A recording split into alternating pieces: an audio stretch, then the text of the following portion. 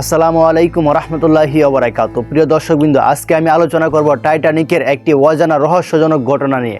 অবশ্যই সম্পূর্ণ ভিডিওটি শেষ পর্যন্ত দেখবেন। জেমস ক্যামেরনের চলচ্চিত্রটি সৌজন্যে টাইটানিক নামক জাহাজটির কথা অনেকেরই জানা রয়েছে। সেদিন থেকে আজ অবধি জাহাজটির ডুবে যাওয়া নিয়ে আমাদের মধ্যে কল্পনা জল্পনার কিন্তু অভাব হয়নি। আজ অবধি নানা রকম ষড়যন্ত্রের কথাও কিন্তু শুনতে পাওয়া যায়। তবে টাইটানিকের সবচেয়ে যে অদ্ভুত একটি ঘটনা রয়েছে, সেই রহস্যটাই কিন্তু আপনারা অনেকেই জানেন না।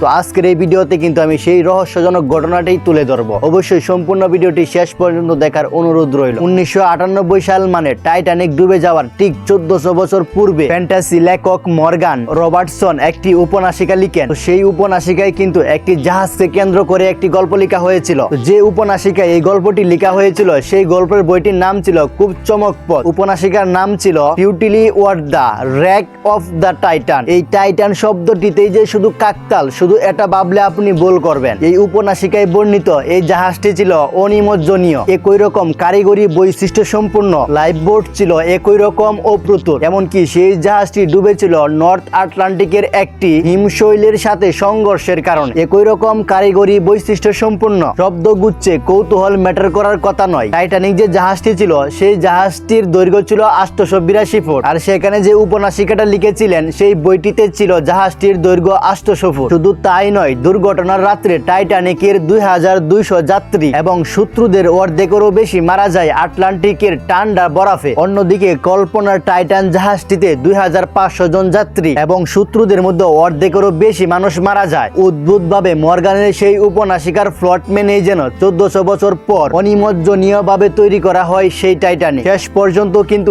সেই টাইটানিকটাও ডুবে যায়।